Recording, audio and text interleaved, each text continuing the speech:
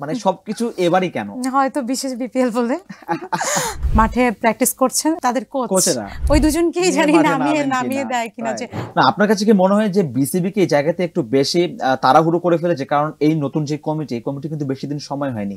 সাবেক অধিনায়ক আনামুল বিজয়ের একটা সেলফি আমরা দেখেছি ফেসবুকে, তিনি পোস্ট করেছিলেন।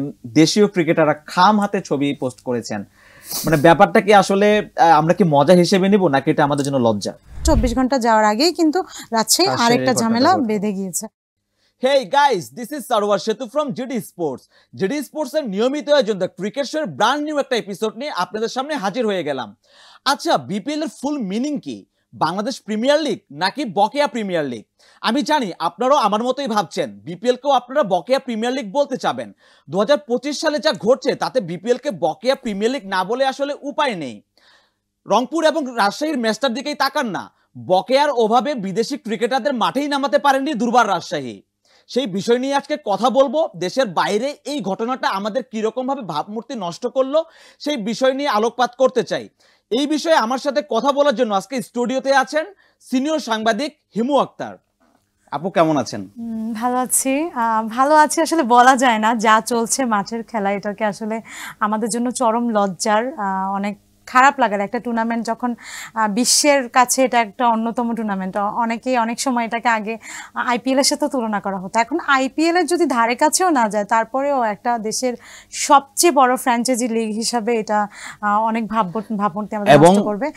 এবং আপনার আমি কাহিনীটা নিয়ে, যেটা আপনি একটু আগে বললেন যে বিপিএল এর বাইলজ অনুযায়ী নবম, দশম এবং 11তম আসরে যেটা নিয়ম করা হয়েছিল স্পষ্টভাবে, সেটা হচ্ছে আপনি সর্বোচ্চ 4 জন ক্রিকেটার খেলাতে পারবেন বিদেশি, এবং সর্বনিম্ন মানে আপনাকে 2 জন ক্রিকেটার খেলাতেই হবে একাদশে।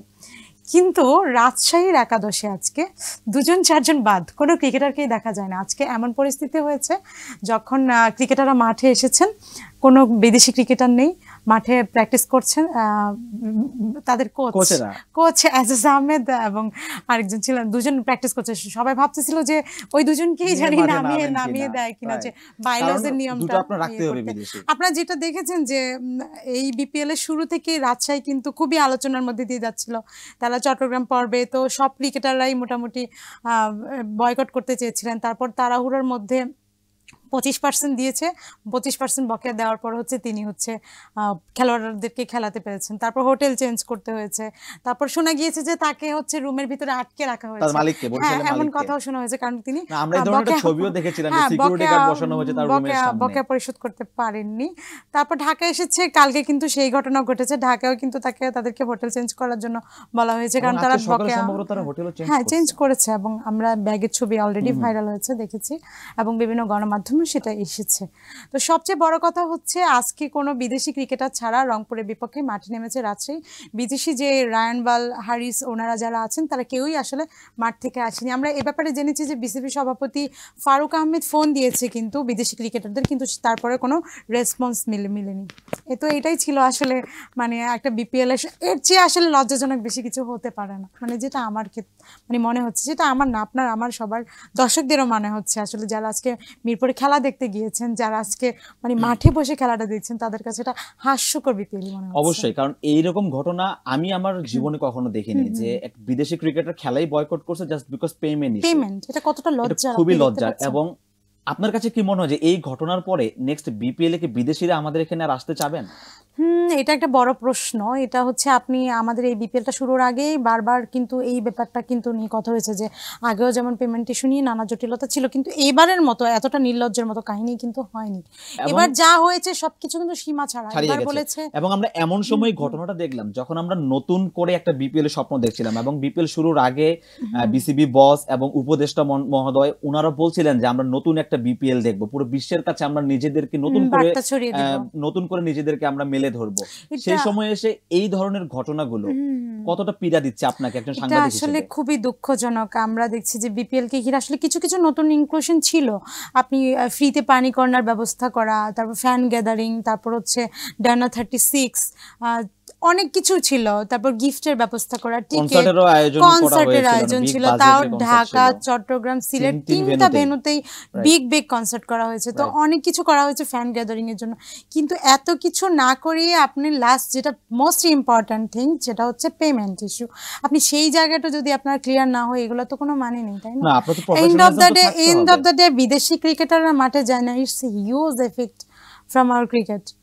এবং আমি শিওর যে এর পরে যখন কোনো বিদেশে এখানে খেলতে আসবেন বা রাজশাহী টিমে যে বিদেশিরা আছেন তারা নিশ্চয়ই তাদের দেশে গিয়ে তাদের সতীর্থদের সঙ্গে এই আলাপগুলো করবেন, এবং তারা কিন্তু ওয়ার্ল্ড ওয়াইড ক্রিকেটটা খেলে বেড়ান, সেই জায়গা থেকে তারা নিশ্চয়ই বলবে যে বিপিএল এ খেলতে গিয়েছিলাম, সেখানে গিয়ে আমাদের এই এক্সপিরিয়েন্স হয়েছে। যে স্বাভাবিক, আপনি দেখেন রায়ান বার্ল কিন্তু দারুণ ছন্দে ছিলেন, হারিসও হচ্ছে অনেক ফ্র্যাঞ্চাইজি ক্রিকেট খেলেন, রায়ান বার্ল হচ্ছে এবার রাজশাহীর হয়ে খুবই ভালো খেলেছেন এবং প্রত্যেকটা জয় কিন্তু তিনি ভূমিকা রেখেছেন। এবং আমরা দেখেছি যে রাজশাহী পেমেন্ট নিয়ে যত জটিলতাই করুক না এগুলো, মাঠে কিন্তু তাদের প্লেয়াররা কিন্তু শতভাগ দেওয়ার চেষ্টা করেছে। 100% এবার বিপিএল এ যে 7 উইকেট নেওয়ার রেকর্ডটা, বিশ্ব রেকর্ডটা করেছেন, সেটা কিন্তু That's it. রাজশাহীর প্লেয়ার করেছেন।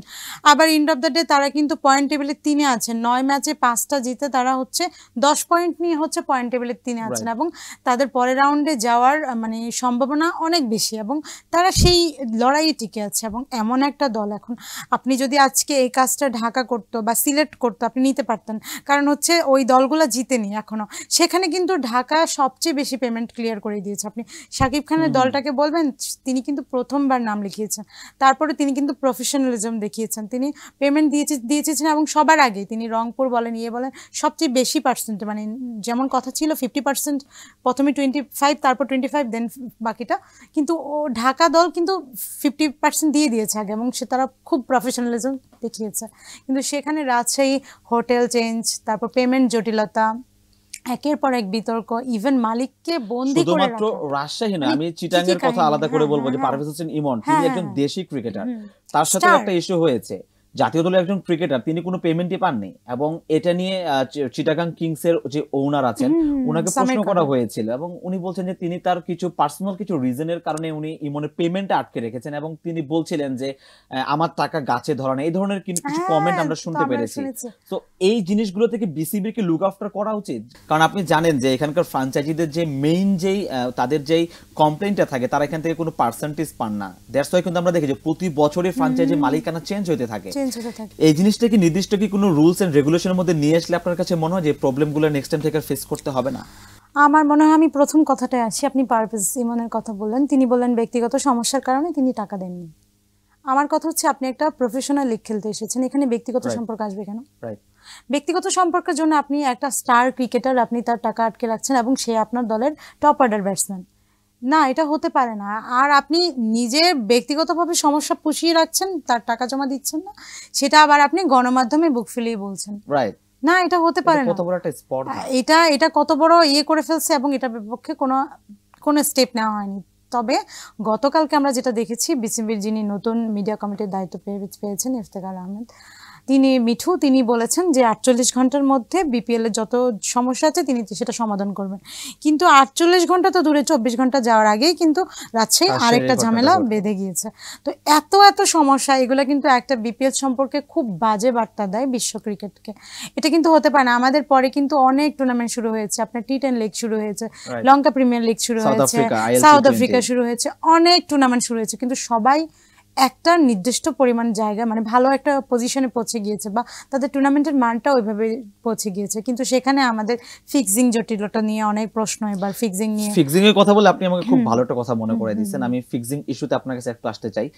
এবারে ফিক্সিং নিয়ে কি অনেক বেশি কি কথা হচ্ছে বা সন্দেহ হওয়ার মতো কারণ তো আসলে আমরা দেখেছি, দর্শকও দেখেছে।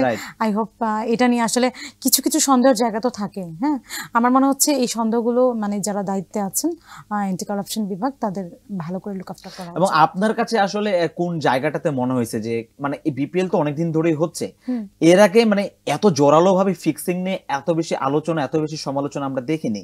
2025-এর এই বিপিএল-এই এত কিছু কেন, মানে সবকিছু এবারই কেন? হয়তো বিশেষ বিপিএল বলে, বিশেষ বিপিএল এ বিশেষ কাণ্ড কারখানা আমরা দেখতে পাচ্ছি। এবং অনেক সিরিয়াস নোট, আমার কাছে মনে হয় যে আমাদের বিদেশি প্লেয়ার চুজ করার ক্ষেত্রে আমাদের টিম ওনারদের আরো বেশি চুজি হওয়া উচিত। এটার ব্যাপারে আমি আপনার সাথে একমত নেই। আমার মতে হচ্ছে ওনার চুজ করার ব্যাপারে আরো বেশি সচেতন হওয়া বিসিবির আরো বেশি সচেতন হওয়া উচিত, কারণ আপনার ওনার আপনি দেখেন একটা টিম হচ্ছে মেন্টর আনছে, আপনার টিম হচ্ছে হোস্ট আনছে, আপনি ঢাকার কথা চিন্তা করেন অস্ট্রেলিয়ান একজনকে নিয়ে এসেছে মাত্র 2 ম্যাচের জন্য, আপনি যদি এই ফোকাসটা আপনি হোস্টের চাইতে বেশি ক্রিকেটারকে দেন সেটা মনে হয় আপনার জন্য আরো 2-3 ম্যাচ আগেও যদি তারা যদি ওই অ্যামাউন্টটা দিয়ে একজন ভালো ক্রিকেটার আনেন কিন্তু ঢাকায় বেনিফিটেড হতো, কারণ তাদের কিন্তু শেষ ম্যাচের আগেও কিন্তু একটা সম্ভাবনা ছিল, বলে না শেষ ভালো যার সব ভালো তার। আপনি যদি শেষটা অন্তত সামনে যা হয়েছে আপনার বিদায় নিশ্চিত বা যাই হয়েছে বা ক্ষীণ সম্ভাবনা বাঁচিয়ে রেখেছেন যাই হয়েছে, আপনি যদি শেষটা ভালো করতে পারতেন একটা আপনার দর্শক মানে ঢাকার কিন্তু অনেক দর্শক, ঢাকার দর্শকদের কাছেও কিন্তু একটা ভালো মেসেজ যেত এবং মানে অ্যাজ এ টুর্নামেন্ট বা অ্যাজ এ টিম ওনার হিসাবে নেক্সট টাইম দল গড়ার জন্য আপনার যে ইন্সপাইরেশন সেটা আপনি আরো ভালো পেতেন। রাইট, আমি আপনার সাথে একদমই একমত। বিপিএল এর বাইরে একটু আপনাকে নিয়ে যেতে চাই। আমরা জানি যে গতকাল বিসিবির একটি সভা হয়েছে এবং সেখানে যে এক্সটেন্ড কমিটিগুলো ছিল সেই কমিটিগুলোর চেয়ারম্যান নিযুক্ত করা হয়েছে, কেমন দেখলেন এবারের কমিটিটা? কমিটি নিয়ে কথা বলবো, এটা নিয়ে অনেক জটিলতা ছিল। আমরা শুনেছি যে ক্রিকেট অপারেশনস নিয়ে অনেক কথা কম হয়নি, এটা নিয়ে দুজন মানুষের মধ্যে যাক শেষ পর্যন্ত আমরা কথা না বাড়াতে চাই, যিনি দায়িত্ব পেরেছেন বিসিবির ডিরেক্টর নাজমুল আবেদিন ফাহিম, যিনি কিছুদিন আগে আসলে এসেছেন জুলাই অভ্যুত্থানের পরে। তো আমার মনে হচ্ছে চুজটা ভালো হয়েছে। ক্রিকেট অপারেশনস আসলে এমন মানুষকে দেওয়া উচিত যিনি ক্রিকেটের সাথে সংশ্লিষ্ট এবং যিনি ক্রিকেটারদের অনেক কাছের। নাজমুল আবেদিন ফাহিম স্যার কিন্তু ক্রিকেটারদের অনেক ক্লোজ, অ্যাজ এ পার্সন হিসাবেও আমি জানি যে সব ক্রিকেটারকে তাকে শ্রদ্ধা করে এবং হচ্ছে তাকে মানে, তো সেই হিসাবে আমার মনে হয়েছে তিনি ভালো চয়েস ছিল এবং বাকিদেরটাও ভালো ছিল। যিনি আমাদের বিসিবি প্রধান তিনি হচ্ছে মার্কেটিংটা রেখেছেন, এটা আরেকটা হচ্ছে গুড চয়েস। আপনার কাছে আমরা জানতে চাই যে ফাহিম স্যার এবং ফারুক ভাইকে নিয়ে আপনি জানেন যে একটা গুঞ্জন ছিল তাদের মধ্যে একটা ইন্টারনাল ঝামেলা হচ্ছে। এর আগে ফারুক ভাইয়ের সাথে প্রেস উইং এ একজনের সাথে ঝামেলা হয়েছে, আমি তার নাম বলছি না, তার সাথে একটা ঝামেলার আমরা কথা শুনেছি। হ্যাঁ আসলে অনেক কথাই তো শোনা যায়। আমি মনে করি যে কিছু কিছু ঝামেলা আসলে নিজেদের মধ্যে একটু পাবলিকলি না করে নিজেদের মধ্যে মিটিয়ে নেওয়া উচিত।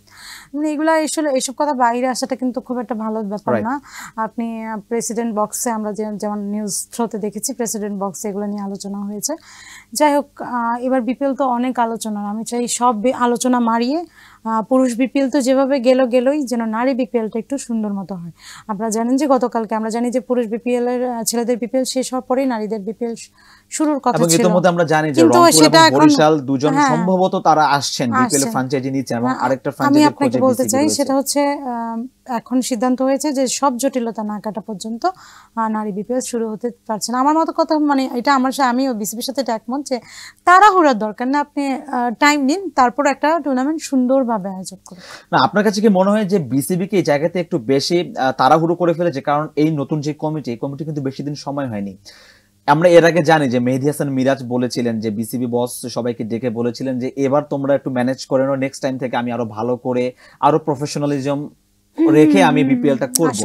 মানে তারা কি বেশি তাড়াহুড়ো করে ফেললেন? আসলে একটা টুর্নামেন্ট আয়োজন করতে অনেক ব্যাপার থাকে, মানে এখানে একটা দুটা ব্যাপার না, ফ্র্যাঞ্চাইজি স্পন্সরশিপ থেকে শুরু করে অনেক কিছু। হ্যাঁ তারা টাইম কম পেয়েছে কারণ একটা নতুন জায়গা থেকে সে সম্পূর্ণ নিজেকে মানিয়ে নিতেও একটু টাইম লাগে। যদিও আমাদের এখানে অনেক পুরনো, ম্যাক্সিমামরাই পুরনো, যারা আছেন দুইজন শুধু ফাহিম আর ফাহিম স্যার আর হচ্ছেন ফারুক আহমেদ, দুজন হচ্ছেন নতুন। তাদের যদিও ওনারা বড় দুটি পদে তাদের কাছে এবং বিপিএল গভর্নিং কাউন্সিলও তাদের কাছে, তো সেই হিসাবে তাদের একটু টাইম লেগেছে। কিন্তু আমার মনে হয় যে পুরুষ বিপিএল এর চাইতে নারী বিপিএল এ আর একটু তাদের মনোযোগ দেওয়া উচিত, যেহেতু ওইটার আগে তারা কিছুটা টাইম পাচ্ছে, তাই ওইটা আরো সুন্দর হবে বলে আমি মনে করি। আর সবার আগে তাদের উচিত, এখনো হচ্ছে আরো কিছু ম্যাচ আছে ফাইনাল 7 তারিখে, তার আগে যেই ম্যাচগুলো আছে সেই ম্যাচগুলোতে অন্তত পেমেন্ট জটিলতা বা হচ্ছে কোনো ইস্যু যেন আর না আসুক। মানে আমরা প্রথম যে কি হয়েছে, যেহেতু মাঠের খেলা, রান হয়েছে, উইকেট পেয়েছে, লড়াই হয়েছে, সেই যে এক্সাইটমেন্ট ছিল অন্তত লাস্টটা যদি সেটা হয় তাহলেই আমরা বলতে পারবো যে শেষ ভালো যার সব ভালো তার। এক্স্যাক্টলি। আপনি কিছুক্ষণ আগে বলছিলেন যে বিশেষ বিপিএল এ বিশেষ ব্যবস্থাপনা আছে, রাজশাহী রংপুরের এগেইনস্টে খেলতে নেমেছে। আমরা জানি যে ম্যাচে নামার আগে আনামূলক বিজয় তাদের আমি সাবেকই বলবো কারণ যেহেতু তিনি এখন ক্যাপ্টেন্সি করছেন না, তাসকিন করছেন, সাবেক অধিনায়ক আনামূলক বিজয়ের একটা সেলফি আমরা দেখেছি ফেসবুকে তিনি পোস্ট করেছিলেন। দেশীয় ক্রিকেটাররা খাম হাতে ছবি পোস্ট করেছেন। মানে ব্যাপারটা কি আসলে আমরা কি মজা হিসেবে নিব নাকি এটা আমাদের জন্য লজ্জা? মজা হিসেবে বলবো না, আমি যে বলবো লজ্জার এবং চরম লজ্জার। কতটা মানে একটা টুর্নামেন্টের কতটা অধপতন হলে আপনার খাম হাতে দিয়ে প্রমাণ করতে হয় যে আমরা পেমেন্ট পেয়েছি। আমরা পেমেন্ট পেয়েছি অলওয়েজ, মানে সে লিখেছে যে সবকিছু ঠিক আছে। মাঠে নামার আগে, মাঠে নামার হয়তো 1-1.5 ঘন্টা আগে সে স্ট্যাটাসটা দিয়েছেন। এটা একটা টুর্নামেন্টের জন্য কতটা মানে বাজে দৃষ্টান্ত হতে পারে, মানে আমি একটা এবং ইট শোজ যে পুরো ক্রিকেটারের যে পেমেন্ট পাননি, এবং তাদের মধ্যে আমরা যে গুঞ্জনগুলো শুনছিলাম যে তাদের পেমেন্ট নিয়ে যে ইস্যুটা হচ্ছিল, তারা টাইমলি দেওয়ার কথা ছিল। আপনি যেটা বলছিলেন যে 25% তারা চাপে পড়ে একটা পেমেন্ট করেছেন এবং সেটা ক্যাশে দিয়েছেন। তাদের প্রথম চেক দিয়েছেন, চেক বাউন্স হয়েছে বলছেন, 2বার চেক বাউন্স হয়েছে। ওনার ওয়াইফ নিয়ে উনি কি ব্যাংককে গিয়েছেন, অনেক কথা ছিল। আমার কথা হচ্ছে সে জাতীয় দলের স্টার আপনার ব্যাংকে যাবে টাকা তুলতে, ব্যাংকম্যান কি ফোন দিবে কাউকে? সে কি যে সে গিয়েছে যে আপনার ব্যাংকম্যান টাকা মানে এবং আমরা শুনেছিলাম যে তাসকিন আহমেদের নাম আমরা শুনছি, তাসকিনের মতো ক্রিকেটার ব্যাংকে টাকা মানে চেক জমা দিতে গিয়েছে এবং তার টাকা, তার চেক বাউন্স করবে মানে মালিককে ফোন দিবে, এটা বিশ্বাসযোগ্য না? আমি অন্ততপক্ষে এটা বিশ্বাস করি না। এটা কেউই বিশ্বাস করবে না, এটা বিশ্বাসযোগ্য না। এটা আপনি আমি গেলে হয়তো বলতে পারতো যে আমরা ফোন দিয়ে কনফার্ম হইনি, কিন্তু তাসকিনের মতো স্টার ক্রিকেটার গিয়ে হচ্ছে চেক বাউন্স নিয়ে ফিরে আসে, এটা আনবিলিভেবল, এটা বিশ্বাস করার মতো না। এবং আপনার কি মনে হয় বিসিবি কি এই জিনিসটাকে কি সিরিয়াসলি লুক আফটার করছে? এরপরে কি আমরা কি দুর্বার রাজশাহীর ফ্র্যাঞ্চাইজি দেখতে পাবো? তারা কি নিষিদ্ধ হবে বিপিএল থেকে? আমার মনে হয় তাদের বিপক্ষে আবার স্টেপ নেওয়ার সময় হয়ে গেছে। আপনারা এই বিপিএল তারা এখন তো হয়ে গেছে, চলুক, আগামী 48 ঘন্টা পরে একটা সিদ্ধান্ত হয়তো বা আসতে যাচ্ছে, বা কি হয় 48 ঘন্টা পর বোঝা যাবে, যেহেতু আমাদের মিডিয়া 24 ঘন্টা ওভার হয়ে মানে প্রায় হয়ে গিয়েছে, আরো 24 ঘন্টা বাকি। আমরা দেখবো যে 24 ঘন্টা পর তাদের নিয়ে কি ডিসিশন নেওয়া হয়। তবে আসলে কিছু একটা স্টেপ নেওয়া উচিত, এভাবে আসলে একটা ফ্র্যাঞ্চাইজিকে চলতে দেওয়া যায় না। আপনার প্রত্যেকটা ফ্র্যাঞ্চাইজির জন্য আলাদা গাইডলাইন থাকে, আমরা জানি, সেই গাইডলাইন যেন মানে ফুল ফলো করা হয়। শুধু গাইডলাইন থাকলে তো হবে না, গাইডলাইন মানতে হবে। হ্যাঁ, মানার জন্য যা ব্যবস্থা করা দরকার আমার মনে হয় বিসিবি সেটা করা উচিত এবং ফ্র্যাঞ্চাইজিদেরকে মানতে বাধ্য করা উচিত। আমরা জানেন যে এর আগে গ্লোবাল টি20তে ইমরান তাহির তিনি যেভাবে ওপেনলি বলেছিলেন যে রংপুর তার কিছু পেমেন্ট বাকি রেখেছে, এরপরেই কিন্তু আমার মনে হয় যে এবার বিপিএল এ কিন্তু আমরা খুব তারকা ক্রিকেটারকে দেখতে পাইনি। এই ব্যাপারটা কি আপনার কাছে মনে হয় যে একটা ইফেক্ট করেছে? ক্রিকেটার এখানে আসার আগে দুবার ভাবছেন এই ব্যাপার? আসলে এবার ক্রিকেটাররা দুবার ভাবছেন সেটা তো আছেই, পেমেন্ট জটিলতাও আছেন, স্বাভাবিক। একটা টুর্নামেন্টের আগে যদি আপনি শুনেন যে আপনার টাকা বাকি থাকবে, এবং ইমরান তাহিরের মতো একজন ওয়ার্ল্ড রিকগনাইজড একজন ক্রিকেটার যখন বলেন, আর এই টুর্নামেন্ট নিয়ে তার অনেক ইয়ে ছিল। আর সবচেয়ে বড় কথা হচ্ছে রংপুর রাইডার্স কিন্তু আমাদের বিপিএল এর সবচেয়ে হচ্ছে প্রফেশনাল দল এবং হচ্ছে পুরনো দল, সাস্টেইন করছে, অনেকদিন খেলছে এবং তাদের এনাফ অ্যাবিলিটি আছে টাকা পে করার জন্য। সেখানে তারা যদি এখানে প্রফেশনালিজম শো না করে তাহলে বাকিরা কি করবে? এই মেসেজটা তো ওনার কথা থেকে বাকিরা পেতে পারেন। এবং রাজশাহী যে কাজটা করলো, তাদের বিদেশি ক্রিকেটারদের পেমেন্ট বাকি রেখে তারা মাঠেই নামলো না। আমি একটু আগেই বলছিলাম যে তারা যখন তাদের দেশে ব্যাক করবেন বা যখন বিভিন্ন ফ্র্যাঞ্চাইজি লিগে খেলতে যাবেন, তারা নিশ্চয়ই এই আলাপগুলো করবেন।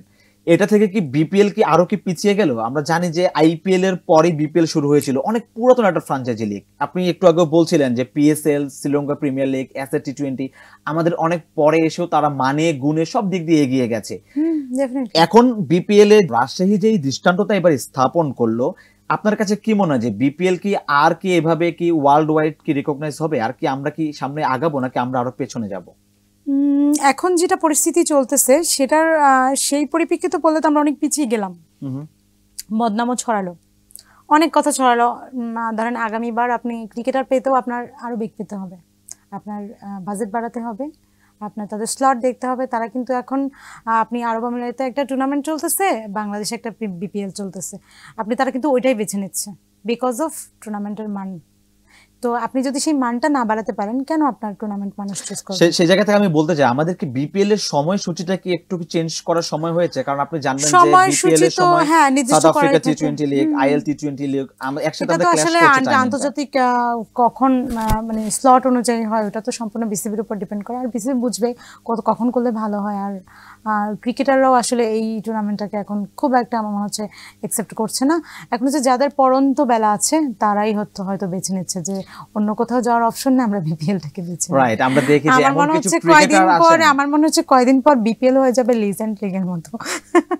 মানে যারা হচ্ছে অপশন নেওয়ার সময় হবে তারা বিপিএল কে বেছে নেবে, যাতে বিশ্বের কোথাও আর আমার খেলার জায়গা নেই, আমি বিপিএলটাকে বেছে নিই। আপনি জানেন যে সিলেট স্ট্রাইকার্সে দুজন বিদেশি খেলেছেন এবং আমি জানি না, আমি তাদের নামও ভুলে গেছি এই মুহূর্তে। মানে এমন দুজন ক্রিকেটার এনেছেন যাদের প্রতিভা সম্পর্কে আমি কখনো শুনি নাই। সিলেট স্ট্রাইকার্স তাদেরকে কোত্থেকে খুঁজে বের করেছে, এবং আপনি ঢাকাতেও দেখবেন এমন কিছু ক্রিকেটার আছে যাদেরকে আমরা চিনতাম না।